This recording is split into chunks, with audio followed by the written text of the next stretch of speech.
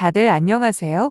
저는 지금으로부터 약 2달 전 이곳 대만으로 건너와 새로운 커리어를 쌓기 시작한 30대 여성입니다. 제가 한국에 있을 때 반도체 관련 회사에서 일을 하고 있었거든요. 아시다시피 대만 하면 요즘 떠오르는 반도체 강국 아니겠습니까?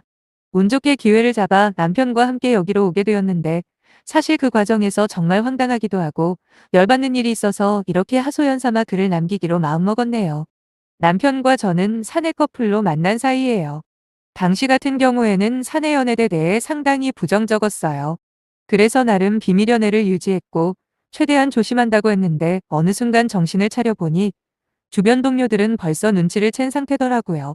그나마 다행인 건 남편이나 저에 대한 평판이 나쁜 편이 아니었던 터라 딱히 싫은 소리를 듣지는 않았습니다. 그리고 1년 정도 남편과 사귀었을 무렵 저는 다른 회사로 이직을 했는데 그게 바로 지금 제가 근무하고 있는 반도체 기업이죠. 훗날 남편의 말로는 그때 제가 이직을 한다는 소식을 듣자마자 엄청 불안하더랍니다. 아무래도 이직을 하게 되면 훨씬 더 좋은 남자들이 우글우글 할 테니까. 다른 놈이 저를 채가기 전에 도장을 찍고 싶었다네요. 그래서 남편은 제가 회사를 옮기고 얼마 있지 않아 프로포즈를 해왔던 거죠. 저희 남편이 특출나게 잘난 남자가 아니라는 건 저도 인정합니다. 근데 왜 그런 거 있잖아요. 아무리 잘난 사람이라도 나랑 코드가 안 맞으면 눈길이나 관심이 잘 안 가는 거 말이에요. 제 남편이 딱 그 반대입니다. 저랑 대화하는 것부터 생각하는 것까지 죽이 얼마나 잘 맞는지 모릅니다. 같이 있으면 딱히 뭘 하지 않더라도 재미있고 즐겁더라고요. 그러다 보니 남편의 프로포즈는 제게 거절할 수 없는 제안이었고 저희 둘 사이가 일반 애인에서 결혼을 생각하는 사이가 되자마자 저는 시댁에 인사를 드리러 가게 되었죠. 사실 그동안 남편이 자라온 이야기나 가정사에 대해서 궁금하긴 했지만 따로 물어본 적은 없었습니다. 어련히 때가 되면 알아서 말해줄 거라고 생각했거든요. 하지만 남편은 본격적인 결혼 이야기가 오고 간 후에야 비로소 자신에 대한 이야기를 해주더군요. 남편이 5살이었을 때 불의의 사고로 친어머니를 잃었다고 합니다. 그 당시에 안정적인 직업이 없었던 시아버지께서는 어린 남편을 외할머니에게 맡기고 몇 년 동안 남편을 한 번도 보러 오지 않으셨대요. 그러다 어느 날 재혼을 하게 되었다며 지금의 시어머니와 왔더랍니다. 그 이후로 외할머니께서 돌아가시면서 자연스럽게 시부모님과 함께 살게 되었고요. 그리고 4, 5년이 흘렀고 다행인지 불행인지 두 분 사이에서 여동생이 태어났는데 그게 바로 오늘 사연의 주인공인 아가씨입니다. 그런 이유로 자기한테 나이 차이가 많이 나는 여동생이 있는 거라고 말하는 남편의 눈빛을 보고 있자니 마음이 짠하더라고요. 대충 지금 시어머니가 친엄마가 아니라는 것 정도는 알고 있었지만 시누이가 태어난 배경까지는 그날 처음 들었거든요. 평소에 성격이 밝은 데다 가족들하고도 사이가 좋은 것처럼 느껴졌던 남편이라 그런 과거가 있을 줄은 상상도 못했습니다. 아무튼 그렇게 시댁에 도착을 하니 시부모님이 저희들을 환한 미소로 반겨주셨어요. 그런데 아가씨는 어디 갔는지 안 보이길래 어른들이 모인다니까 불편해서 나갔나 보다 하고 있었지요.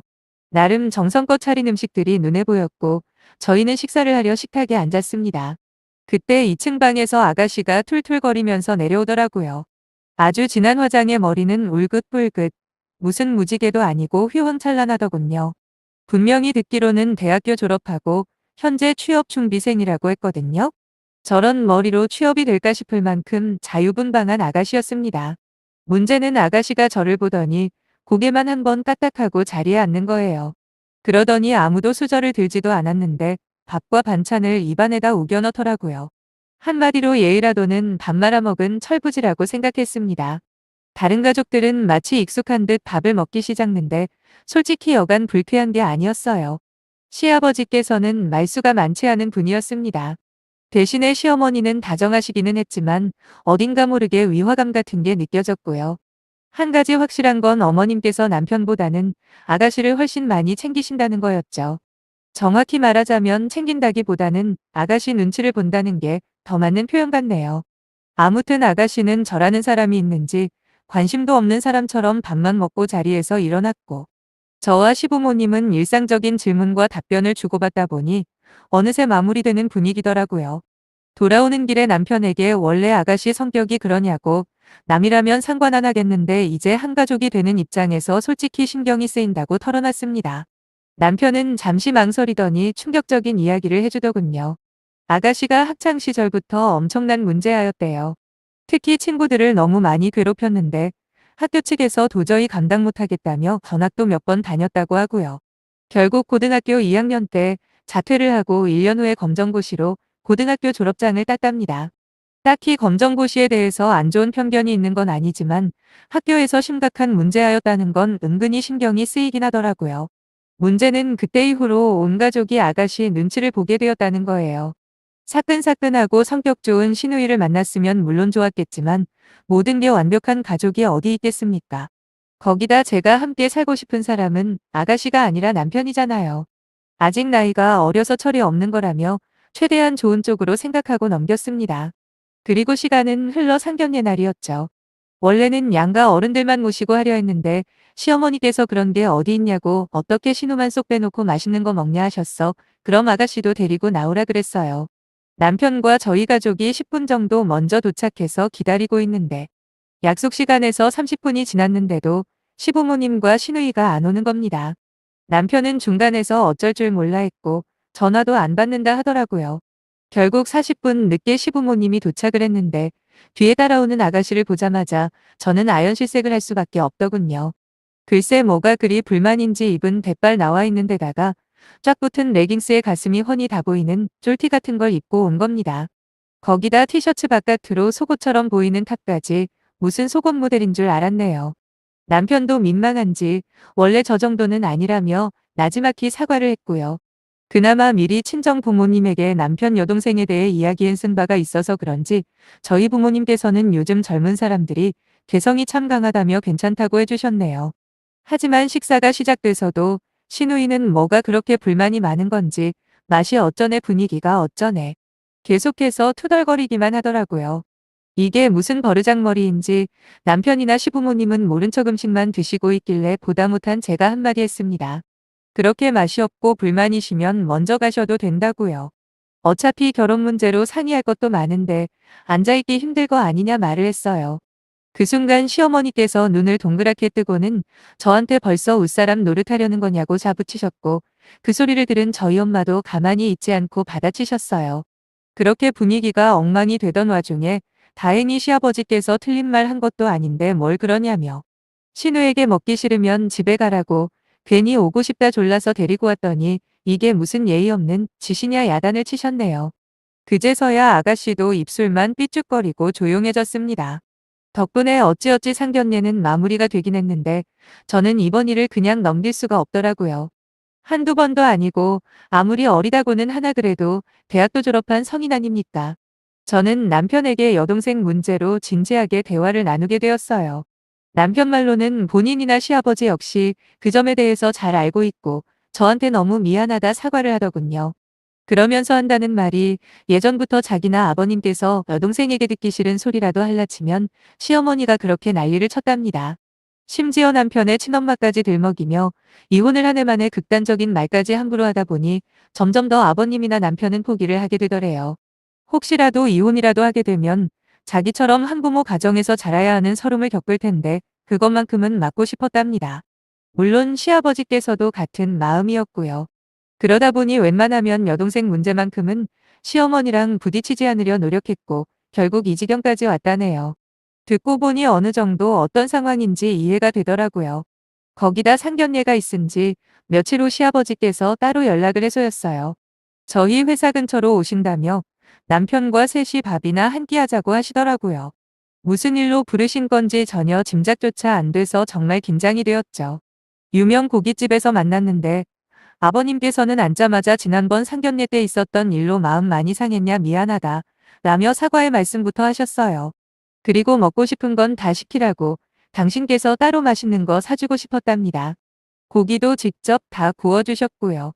저랑 남편이 서로 굽겠다고 하는데도 종일 일한 사람들이니까 편하게 먹기나 하라고 하시는데 솔직히 조금 감동이었습니다.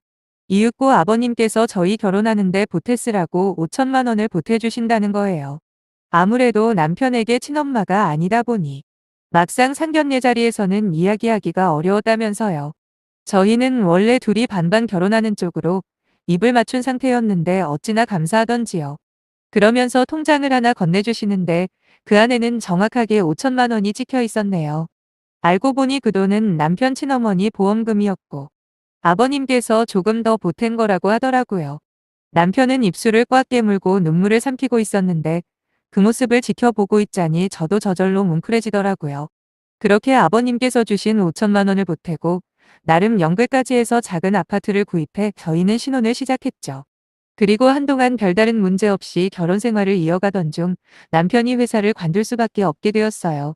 뭐 복잡한 일들이 얽혀 있긴 하지만 간단히 말해보자면 남편이 담당하고 있던 공장에서 안전사고가 발생했는데 결과적으로 남편까지 책임을 져야 하는 결론이 나버렸거든요. 처음엔 관리 책임 뭐 그런 걸로 징계만 받을 줄 알았어요. 하지만 평소에 남편을 안 좋게 보던 상사 한 명이 온판 덤탱이를 씌워버린 거죠. 남편은 저를 바라볼 낯이 없다며 하루 종일 의기소침해져 있더라고요.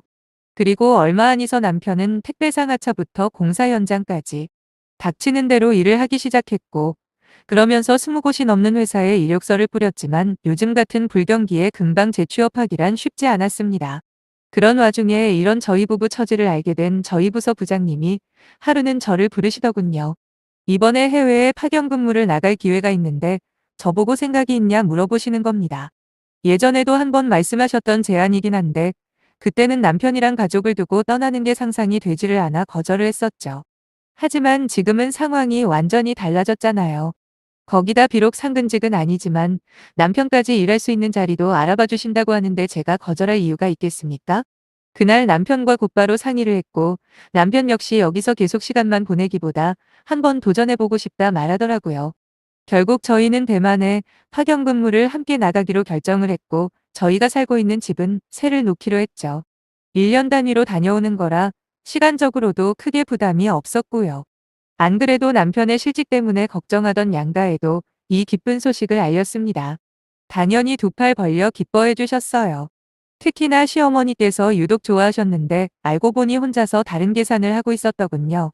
어머님께서 저희더러 아가씨도 같이 데려가라고 하시는 겁니다. 거기 가면 영어도 늘고 세상 보는 눈이 얼마나 넓어지겠냐 하시면서요. 생활비야 어차피 저희가 먹는 밥상에 수저 하나만 놔주면 되는 거 아니냐면서 마치 별거 아니라는 듯 이야기하는 그 뻔뻔함에 기가 차대요. 그때 제가 뭐라고 대답하기도 전에 남편이 나섰어요. 그렇게는 못한다고 말이죠. 지금 우리가 해외여행 가는 것처럼 보이냐고 본인도 어찌 보면 와이프 덕에 가는 거라 적응하는데 얼마나 힘들지 상상이 안 가는데 제대로 사회생활 한 번 안 해본 동생을 데려가는 건 어불성설이라고요. 그러나 어머님 귀에는 남편의 말이 전혀 들리지가 않는 듯 했습니다. 급기야는 저희더러 가족이길 거부하는 거랍니다. 우리 때문에 당신 딸 인생이 바뀔지도 모르는 터닝포인트를 버려야 하냐 소리까지 지르시더군요.